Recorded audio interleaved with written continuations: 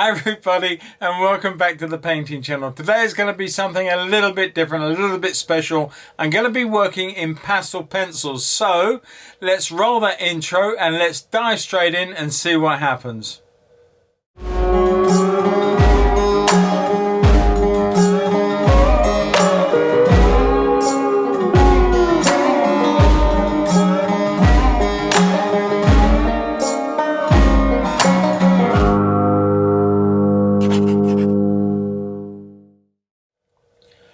Hi everybody, and welcome back to the painting channel. As I did say just now, tonight is just something a little bit different. It's going to be a pastel pencil tutorial. Now, I've done lots of pastels and pastel pencils in the past, but I've never actually put one down as a little tutorial for YouTube. So I thought tonight, as opposed to all the watercolor and all the oils that I put down, let me just try and impart some of the enjoyment that I get from pastel pencils over to you guys, and hopefully you'll pick something up from this and enjoy it in your own work moving forward. It's only going to be a very small landscape, and it's an area that I've visited many times before in the form of this big Thunderhead cloud. But let's dive straight in, as I said, and let's see what happens. Alright, so the pastel pencils that I am using are the 72 set of Derwent colors. Now, Derwent are just one of many manufacturers. I'm just going to come in with a medium blue. I've got lots of blues to choose from. And I'm going to come in with a little bit of a cyan just to draw the cloud outline. So I'm just going to come in very quickly and draw what I think the cloud should be looking like. Just a small sketch, nothing more. Just clearly indicate my Thunderhead. There's a little bit of a wisp of white off there.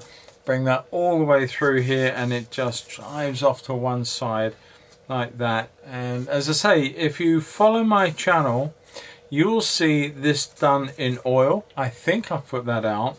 And I've also done this in watercolor. I know I have put that one out. So this is doing the same sort of cloud, but only in pastel pencils. And I just thought that that would be a really neat idea, so that even if you have seen this before, it's nice to be able to see how the different media work with this type of subject. So we're going to come down with the downs now. Just bring them down really low here. And boom, there we go, straight off the edge, and we've got a nice green field. We've got a middle ground here which we can play around with. Normally I would draw in an umber color, which is fine. There's nothing reason why you should or you shouldn't, but I felt that because I'm doing a lovely sky here with a lot of blue and a lot of white, I didn't want the umber to start to contaminate the purity. So I'm going to come back in and I'm going to use that same blue.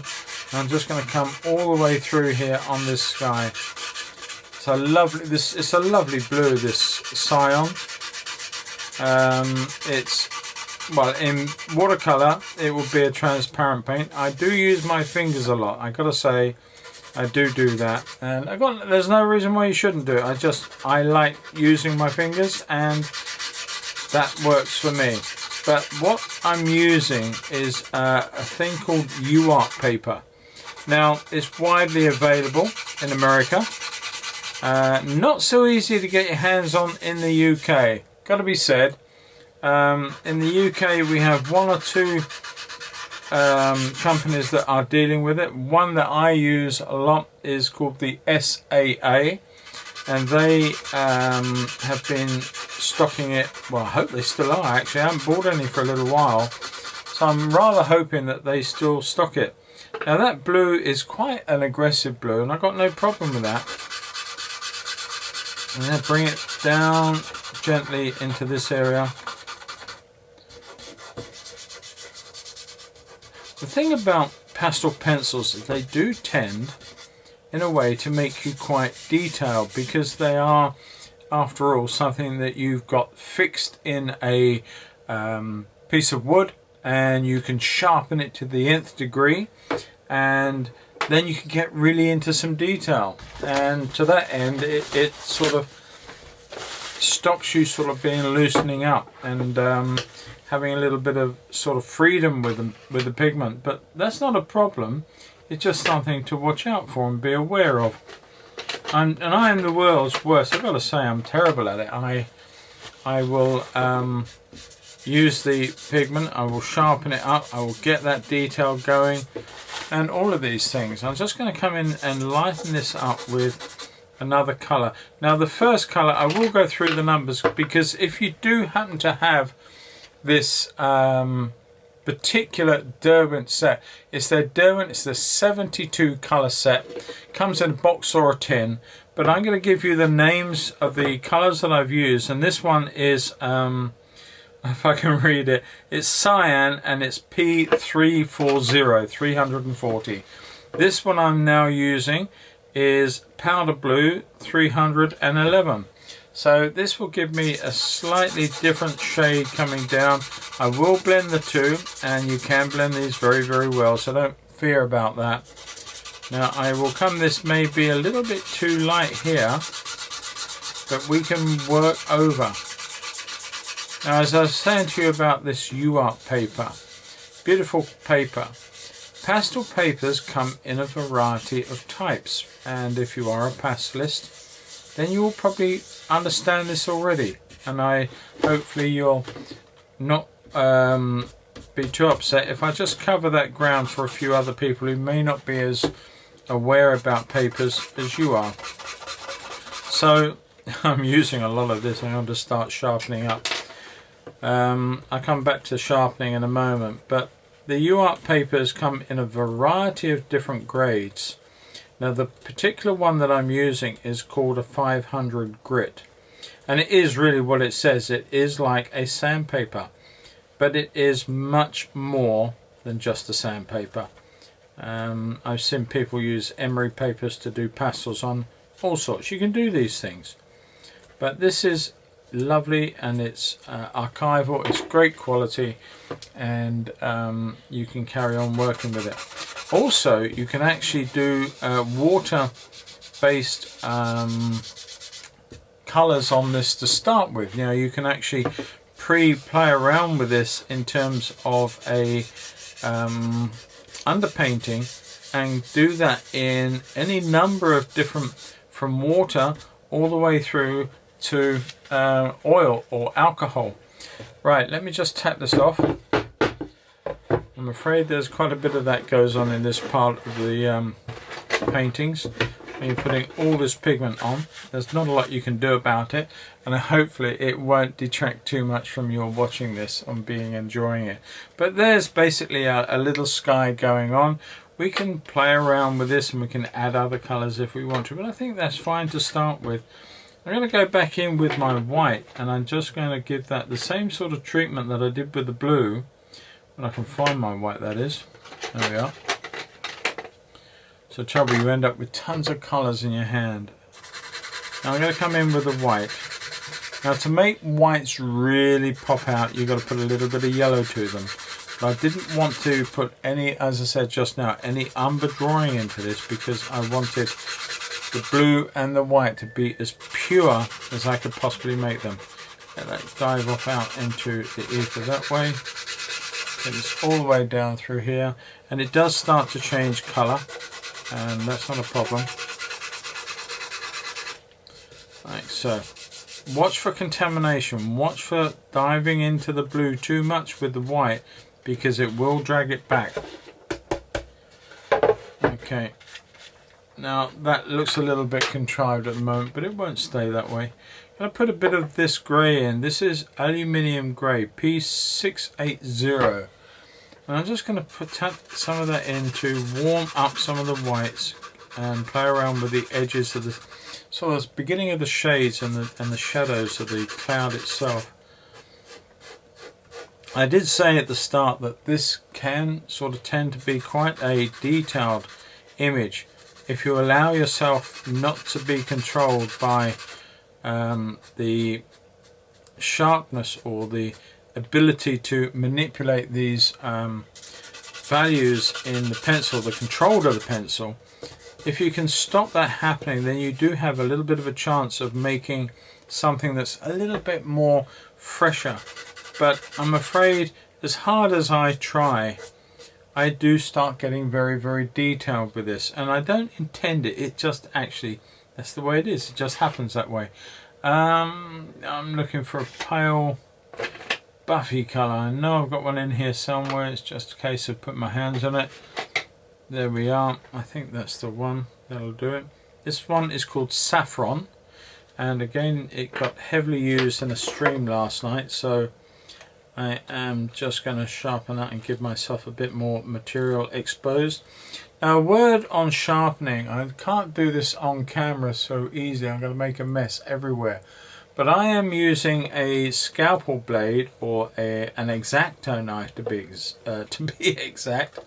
I was nearly going to say to be blunt, but neither would really work. But an X-Acto knife, if you put one of these into a standard pencil sharpener, you invariably put too much pressure on the chalk inside, the pastel inside, and it can fracture it. And you're going to constantly just wear down your thing trying to get an edge that you can work with. So by using an X-Acto knife, you do tend to get a much better quality of sort of material to carry on working with. Just wanted to put a little soft yellow in this with the grey. Just start pumping up some of these yellows in this cloud form. Okay, now I did say that I hope this will be a fast video. Invariably, as I said just now, pastel pencils don't lend themselves to speed. So I hope that this won't be too long a video, and I hope that you are still able to enjoy it, even if it is quite a lengthy process. And if it's too long, I'll apologize, and I'll probably break it into two videos and see how that goes. But let's carry on. Let's just see what happens.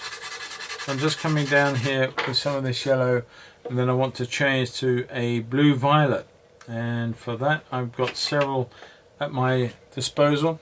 One of the first ones, the obvious one, is an ultramarine. So I'm going to come in and I'm going to put this ultramarine. You can see how warm that blue is. Ultramarine is by nature a warm blue.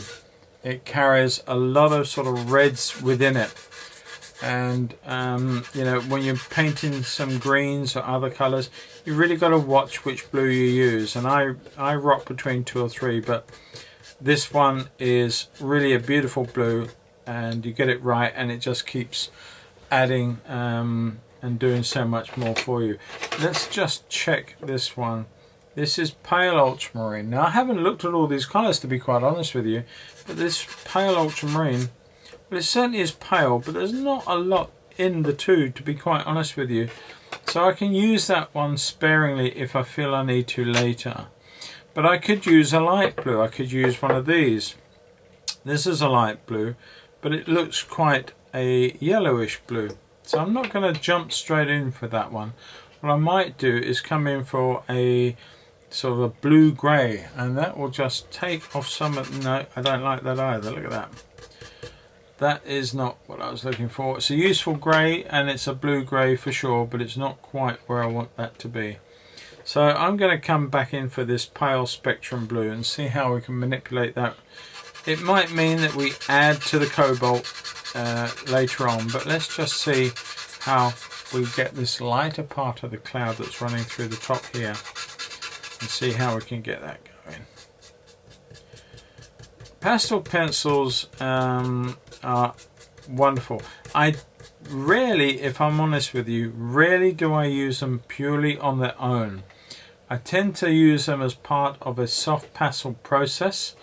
By that I mean that I will predominantly use a soft pastel, and then I will come in with some of these toward the end, just to change the sort of, well, just change the feeling and refine some of the marks, that's all. But I have them both on hand, and that's great. I've got no problems with either. They both work. But this is purely about pastel pencils, and it's purely about the Derwent range. Now please, I've got to say this, I should have said this at the start, in no way is this video being sponsored. I don't even know what I'm talking about, but Derwent are not sponsoring this video. They probably don't even know that I'm actually talking about their products, but it's just nice to be able to say, well, this is the one I use, and why I use it maybe, and it's a good recommendation for you to go out, and if you haven't already got one, a set, then you can go back out and grab yourself a nice set. Just going to work in some of that lovely saffron colour that we were using a little earlier. Quite a nice yellow and a blush of yellow all the way through this cloud. There's a lot of dark over there, and some of that blue which I was using, and I'm just going to go back in and put some of that in if I pick up the right one. It was a cyan, so let's just go back into that. I want to bring some of that gently down a bit further than I have allowed. So let's just come back in with a little bit of that blue down in here, just gently over, because it will actually, I'll go in with the white. Did I use white? I think I did. I'm going to come over with this and just soften that off first and blend that in. Watch your fingers getting dirty, because if you've got really dirty grubby hands from something else, then you're going to find that you're going to mess up the overall look to what you're doing. And I'm getting a handful of colours in here. I'm not sure what I am holding on to. Right, I just wanted to gently do that, and I think very, very carefully, because it will leave the lines that you see if you're not careful. I'm almost just dragging off a little bit more material, and then I can gently blend those together. Just bringing that blue down a little further than I had it. And a lot of it's going to disappear behind darker clouds, but that's not a problem. There is a very, very pale all the way through the hills, so I'm going to bring that in now very, very quickly. Nice light above the hills. And it will get a little yellowish and change colour, but that is good enough for the moment. Let's just put that in, and let's just soften that off. And you see, I do an awful lot of finger blending. I've always done it. I do it in my other pastels too. The only thing is with UART paper that by the time you finish the painting, you've probably got no skin left on your fingers, because this is really abrasive as a surface, and is not ideal for someone like me just going through it with sort of rubbing it and not expecting some issues, and I assure you, you will get some. Alright, I'm just going to come through with a soft warm through here. Just want to start suggesting a little bit of the rain that's falling in this part, and I'm not sure if that really is probably too warm a colour. It's a grey, but it's got a warm leaning.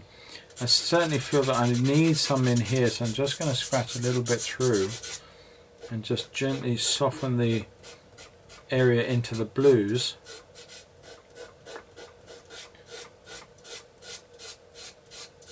Very, very softly. Too aggressively, and look, you can see already the paper has quite happily taken the paint off, and it's starting to eat into the skin where I got a little bit too much going on there. But that's the way of it, and you don't have to do this, you don't have to use this. In fact, what you can do, if you really don't want to do that, you can quite happily use a piece of paper towel and do a very, very similar thing of blending in, and that way you are pretty much assured I say this, pretty much assured, you get a lovely blend all the same, but you're pretty much assured of not taking the skin off your fingertips. I'm just going to come in and lift some of that blue into there, which is beautiful. And looking at some of these other colours, very, very subtle tints that are going on. I'm going to use some of this, just warms this up through here. This is keep forgetting to tell you the names. This is Flesh 150, P150. Now I'm going to come into that and let that pink up down that way towards the hills. Just gently soften that into those blue mixes, like so. You get that subtle shift of tint and colour to give you that warmth, and that can actually help up in here, shifting that grey from that colour to this lovely pinkish grey that I'm seeing. And then I've got to try and get that influence down here into the rain and stuff that's falling over the hilltops here. So now I'm going to actually put a bit of, I want to put a bit of indigo in. I've got one here somewhere. Very, very aggressive blue, very, very dark. But let's just see how it works down in this part of the cloud. I don't want to put too much in. It will overpower. And I think that probably is just too aggressive. So I'm going to come out of that. Chicken out, come back in with that blue and mute that down. Now you can blend. Actually, now having blended that, that's not so bad. So I might actually go back in with some more. So I'm going to run some of this into some of these other areas. I'll blend it out with my fingers, and then I will gently go over it with one of the cobalts, one of the ultramarines, and just get the base of that cloud looking a little bit more foreboding and threatening as it comes across. And then we're going to introduce this one up here. Now it does look way too ghastly blue, and this indigo blue is being influenced by the yellows I've already put in underneath, so it's looking quite black. But that doesn't matter, because we're going to go over it now with this, and we're going to change that black look to a dirty, dull but deep blue. Now when you get to this stage, see all that little bit of material that's popping off the side? It will deposit itself in places that you really don't want. So just every so often do that, tap it off. Alright, I'm just looking at some of these pale blues that I've got. I'm just going to come back in with one or two in here, going up into that cloud. I've got to make them darker than this, I know that.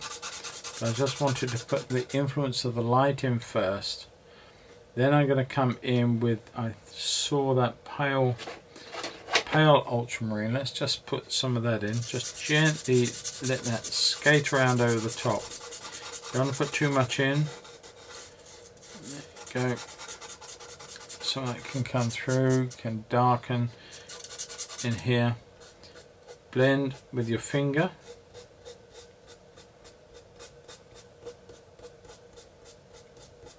Move that pigment around quite happily. Works very, very well like that. I come in with the darker indigo. I think that's the one, not the indigo, ultramarine. The normal ultramarine, just a little shade darker up into there. Very, very blue, as we keep saying. But I want to temper that down a little bit with a grey. So I'm going to choose my grey a bit more carefully this time. This is back to this blue grey. I'm going to come in there and just play around with that against the blue. All about little subtle shifts in tint. That's all this is.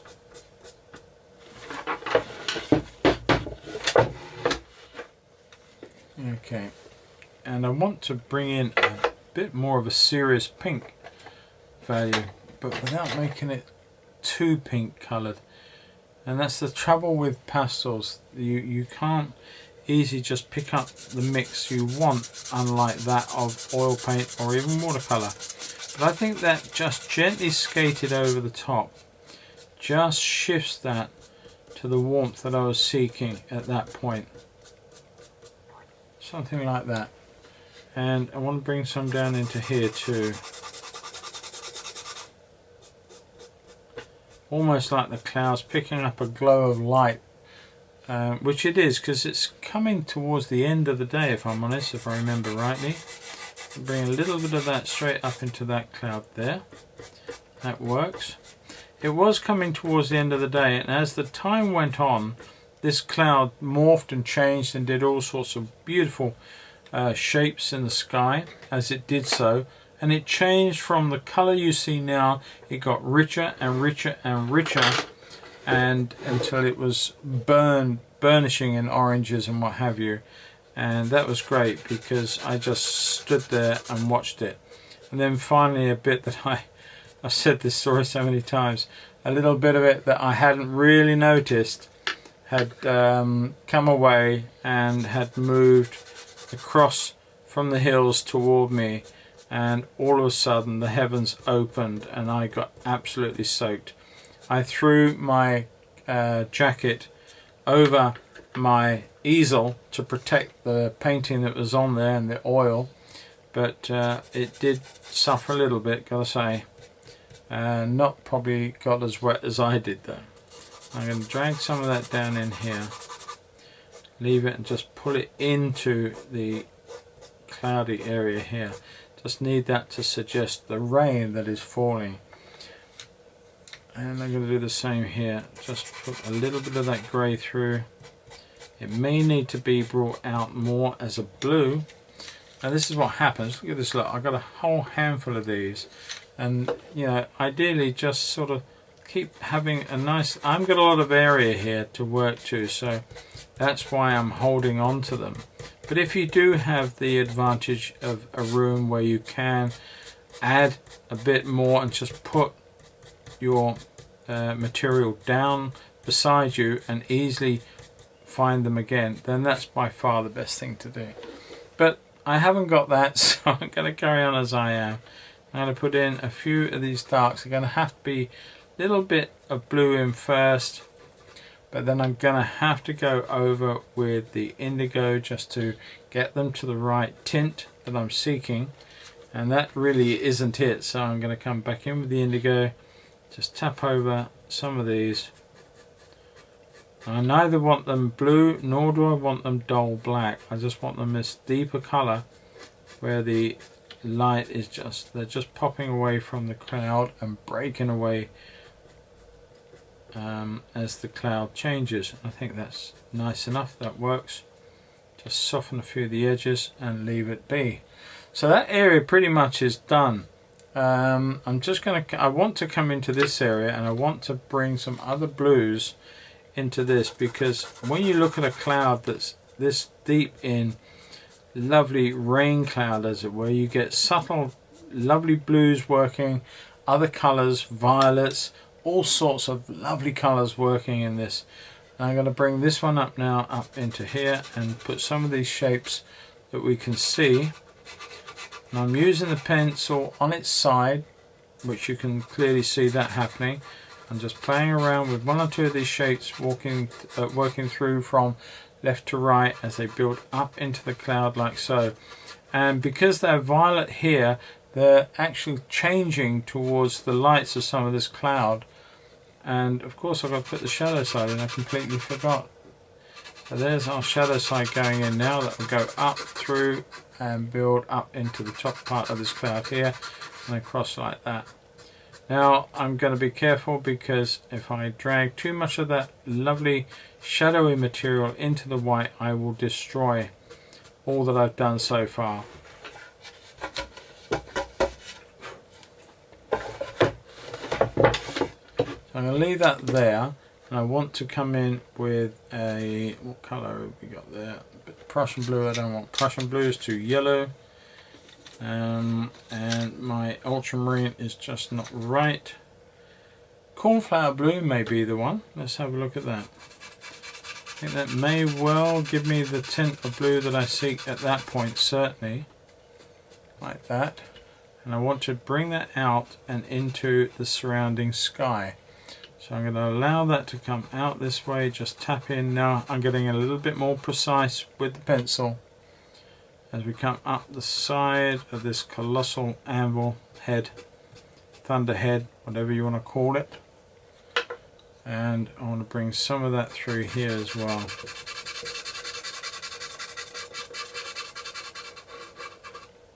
And go back in with some of that blue.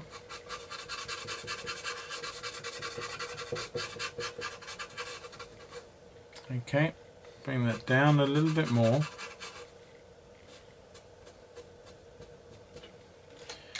And go back in with the cornflower blue again. Got a bit of sort of greenish colour in that cornflower blue, so just be aware you don't overdo it too much. I put the tint in there, and I'm going to put the same tint into this one. Now I'm depositing and leaving a whole lot of chalk pastel, as you can see. Need to get that out and then carry on. Now I'm going to go over with some of the pink, this lovely subtle flesh tint, and I'm going to bring that into this area here, this blue, and it will subtle the blue off a little bit more, especially as it rises and comes over. We don't want it the strong blue down here, up in here, because it's towering above, it's building, climbing, getting very sort of big and, I don't know, not aggressive, but you know what I'm saying. I'm going to bring some of that into here, just lighten up some of these blues as they go into the surrounding skies, and then quite a bit into here to lighten some of these cloud forms here. Now I'm sort of holding that, you can see how I'm holding this pencil. I can equally hold it on its side, it doesn't matter. I have a control either way. You're going to do what, in that regard, you've got to do what works for you. Now you can keep refining this drawing as far as you want to go with it. I mean, you can keep on and on and on and building this cloud and all the subtleties within the cloud's form overall, or you can make it very a quick statement in many ways, and that's what I've got to do for you, because otherwise this would be a 4-hour video and you won't be that happy about that. But if it gets too long, then I might just break it up, as I say, and put it into several parts. But hopefully it won't be. Hopefully you can enjoy it and get something from it. Bring that blue down through here, softening some of this into here, and some nice darker statements on this part and up in here. Come across that, got a little bit too dark blackish colour in there. I put some of that cornflower blue in, and to bring that back to really where I want it to be.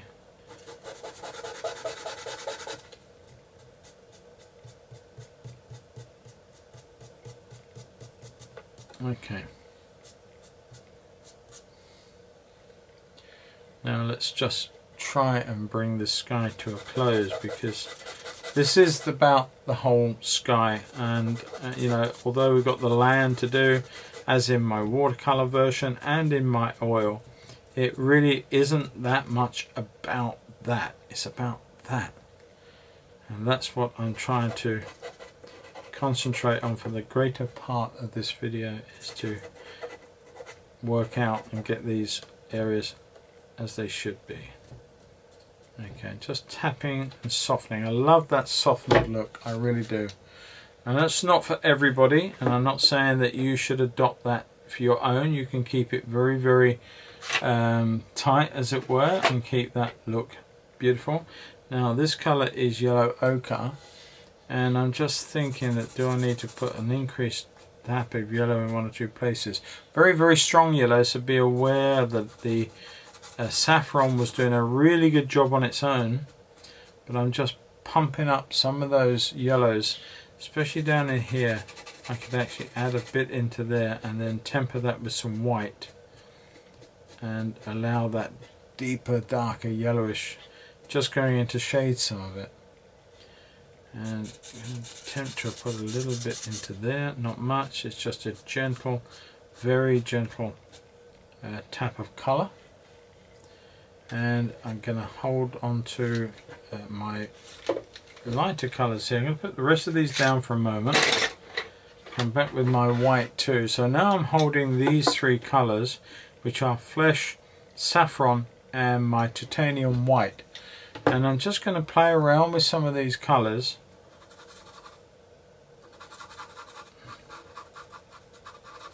Like so. And the nice big statement on the top here, I want to keep that bright, so it's building and building and building at that point.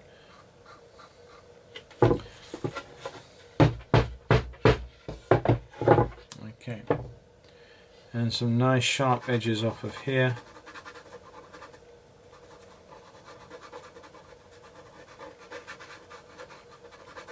Just breaking up some of the forms of this big cloud.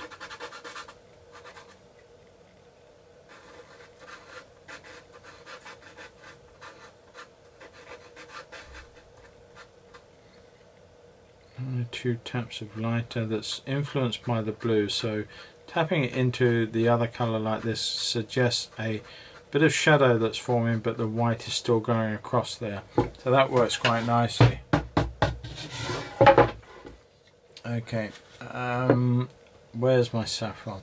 This is such a lovely colour, and it's very, very subtle, but it's going to allow me just to pick up some of the subtle start of the greys into some of these parts of the cloud down here. And it doesn't want much. You don't need to press that hard with this. You're just trying to deposit simply enough to do the job, no more. I'm going to come back in with some of these greys, these lovely warm greys that I've got. There are also some blue tints as well. So I'll bring that into there a little bit more. That lovely mustard colour in there against that cloud. That works really nicely, breaking up some of that. You can almost see the threatening lights coming across. I like that. It's a little bit more yellow than the photo, but I really like the effect that it's having, so I'm actually going to live with that and keep that. I'm just going to bring some of them down into here.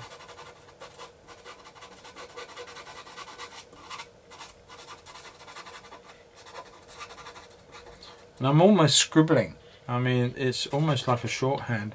I'm bringing some of those over here into that yellow ochre I put in. I'm just going to lighten some of them as they go away, and I can lighten them a little bit more with both the pink and the white further in. I'm not overly worried. I'm going to bring a little bit of subtle into there just to suggest there is another bit of cloud right underneath there, which you can just see, and you can play around with that so that it eats back in negative space into the other big body of blue cloud there. And you know, hopefully this is now starting to form, and that's what the whole thing is about. Let this whole thing form and build, and by laying one tint or color over another, you start to build the whole picture. And you can do that. It's not a case that, you know, you've got to find the exact color and you think, well, you know, 72 will be enough. Well, I tell you now, 72 is never enough. But even if you had 4072, you will still not have the right tint of pencil or come to that soft pastel if that's what you're using. None of them will give you the exact tint. And so by overlaying certain colors over others, then you will get toward that tint that you've been seeking. So just bear that in mind, because you know, some people get put off that they can't get the color. In fact, those of you who follow me probably saw the recent stream that I did of a kingfisher using this material, and I had the devil's own job of trying to get the right color tints for the body color, and it's not that easy because you only have a certain amount of color to do that with. Now I'm going back for the French grey light, and I'm just going to come into some of these areas here and just give a little bit of a different value into some of these shade parts, into these blues. Don't want to really alter the blue too much, but I do need to have a slightly better transition through to the shady colors in here. So a little tap and a little blend, and you start to see that working quite nicely. It could be a little softer. I'm going to go back in with our saffron and just play around with that grey. There's enough of the grey material to still do its job, but I'm changing the influence from that sort of dirty colour to the lovely pinky colour of the saffron, and that's what I'm doing, adding tint over tint. Now that's all well and good, providing the paper you're using has got a deep enough body to it that it can accept more and more pigment, because when you get to the point where I'm at almost now, you're going to find a very hard struggle to get more pigment to stay there, so you're blending off and you're moving pigment around. That's going to happen. There's not a lot you can do about it, but just be aware of it. If you're using fine papers such as some of the Ingres papers, stuff that is more mold made paper and less about the structure. This has got structure. Mold made paper has a textured pattern, and there is a difference, and the textured pattern in a paper will hold substantially less material than this one will. So you just need to be aware of these things, really. Another one which I personally have to say I hate, but that because I hate it, it's got no reason why you shouldn't try it, and that is called velour. That is like very fine fibers that are attached and glued to the paper or board or whatever it's glued to, and then you drive your pigment down into the belly of the beast, as it were. And if that's fine, if you don't get it right, then you can tend to have the whole thing lift off. To me it's awful, but I'm probably upsetting a lot of pastelists out there who use it very, very regularly without any issue at all. And if that's the case, then that's fine. I've got no problem with that, and that's fantastic for you. But my personal experience is not a good one, and to that end I choose not to use it. I'm just playing around with some of these, lovely tapping in some white colours just to break up the edges and the sides of this cloud, like so. Okay, now we've got to do the greens of our hills, and I'm going to go in with a lighter value first, and I want it to be quite a distant colour. So I'm using a green that is a it's called Green Oxide P450, and it gives me that sort of cool distance colour that I can run all the way through the colours of the hills, but they are a distance colour. The green is quite a muted, pale, cool green, and it's not as loud as other greens that you could be picking up right now. Let's just bring that through. It's going to get darker, but I wanted to get the light values in first, and we can play around with the darks. And just leave it like that. Be careful you don't knock any upwards. You don't want that going into your sky. There's something there that I've got to try and get off. I'll try and use a small brush to get rid of that. Okay, so let's look at our next value, and let's come in with quite a sharpish colour green through here. Lively green in our fields. Just put that through. It's not going to be the only green in here we use, but it certainly is a nice starting point. Really vivid, lovely lush green colour. Very spring-like, very acidic, and works very well for the job in hand. Okay, leave that to there. Now let's look at cooling and darkening down our greens in the background. Just check this out. This is forest green. Now you've got to bear in mind I've not used these colours before, so I'm just picking them out at random, and hopefully we're getting them right. And this is going to be my dark greens in my hills beyond, and also my tree line. Now I'm not totally covering up all the green that I've just put on. I am merely scraping it over and suggesting the woodland and the tree canopy over the top of this hill in the distance, and just playing around with some of these shapes and forms, trying to vary them, because obviously there are different trees that we can see. Just going to take that all the way down through there. I've changed the type of hill size, but that's not a problem. These hills go up and down, so if I've got the up in the down and the down in the up, I'm not overly worried. Not for this exercise. I think as long as we get the pleasing effect that we seek, then That's all good. Okay, so we've got pretty much the base done. Okay, so we're going to come in and just darken some of this down, I hope with a different value of green, and just bring up some of the shapes of these hills and the little areas of woodland to the fields and all the different little bits and pieces that you can see in this. I will come in with some dark colours. I think this is still a little bit too loud, so I'm going to come in with one of the blues I've been using, and this is back into the indigo, and I'm just gently skating it over the top. So I want a darker value, so I'm coming into really where it sort of sets up quite dark and distant and moody because it's partially in the shade. I'm trying to do that, taking all the way through there, and some of this green can come up, but it's got a darker base to it. Just playing around with some of it. Okay. Right, okay, that's enough of that for the moment. I've got that dark lead edge. I want to put in quite a warm factor across the bottom. Now I'm going to start off with an orange and see how that looks. Nice lively orange across the top of burnt grass. Not so bad, quite like that. And I think there's one in here if I can find it called burnt orange.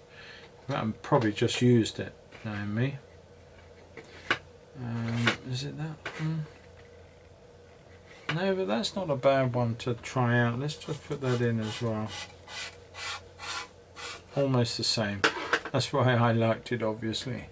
I'm going to put in a darker value underneath it just to break it out.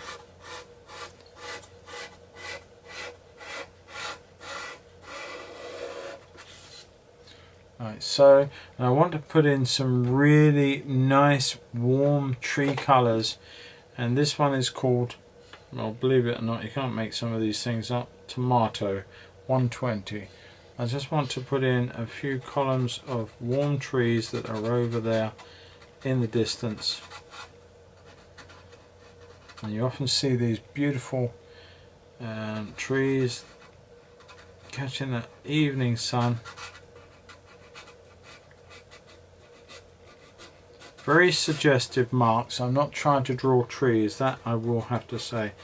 Don't try and draw trees, not at this distance. You're just making little marks, little sideward movements to give you a canopy, and these trees are catching that beautiful evening light like so. And that works quite nicely. I quite like that. Bring one up quite big. You don't even need at this distance to try and start putting in shadow values. There's enough there. That really does work very, very nicely. You don't need to do any more. I'm going to put in a lighter green up into some of these just to give that a bit more of a warm influence. Not much, just the odd little tap. Just don't want to go overdoing it.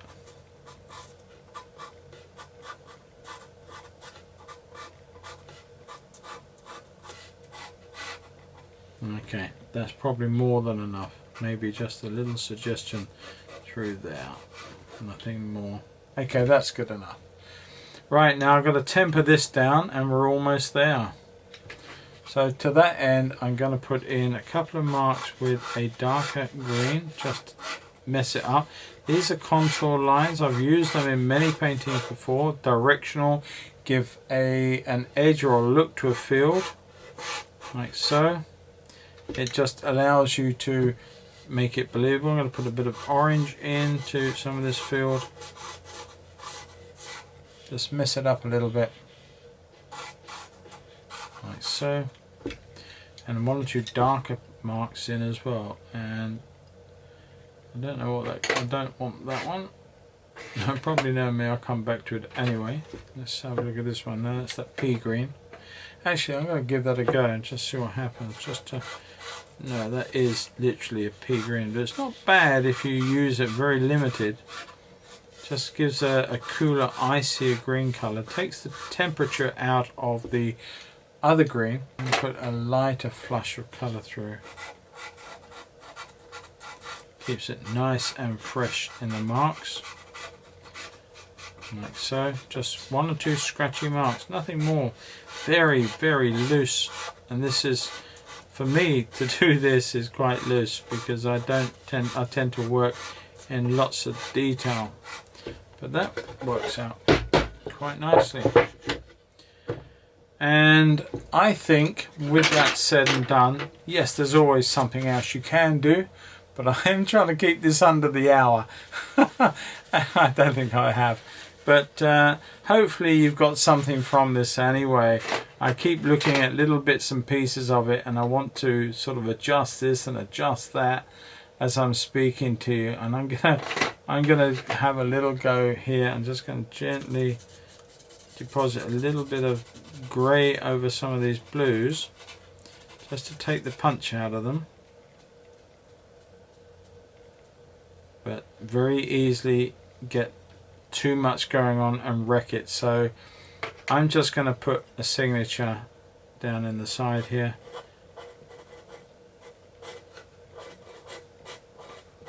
There you go. Okay everybody, so it was a little longer than I thought. I do apologize, and I hope you stayed with the video. It's not a quick one.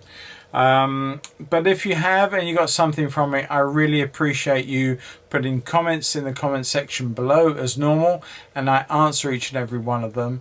And at the same time, if you have liked it, click that thumbs up button. That is fantastic. And also, if you're not a subscriber to the channel, please consider subscribing. The word subscribe suggests you have to pay, and of course you do not. It is merely a word, but the subscription from you hitting that little red symbol with subscribe in it and clicking the bell icon, it really helps me grow my channel. It helps the algorithms within YouTube to understand that people are liking the content that I'm doing, so it helps promote me, helps promote my channel, and allows many more people to be able to enjoy what you've just enjoyed. So if you wouldn't mind subscribing, liking, commenting, I will be so grateful. And if you want even more from me, then nip on over to my Patreon. The details are in the section below under this video. Click on the link, take a look. You don't have to become a patron, but whilst you're having a look through, if it does take your fancy and you want to get a lot more from me, then join my Patreon. And with that, the knowledge also that you are helping support my efforts in creating content for you, both on the Patreon and on YouTube, to enjoy. It helps create the means to add more tech so that I can do a better job. It helps with the materials, the paper, the board, the colors, the paint, everything that goes on in the creation of this. It does help. So your patronage, should you decide to get involved, would be very, very welcome, guys and girls. So with all that said, I'm gonna wind this up now before it becomes a 2-hour video and you're all gonna be asleep. I'll catch you all next Friday. I look forward to it. I don't know what I'm gonna be doing, but hopefully it won't matter. You'll enjoy it anyway. So for that, take care everyone. Stay safe, have fun, do lots of magical painting. Catch you all soon. Bye bye for now. Bye bye.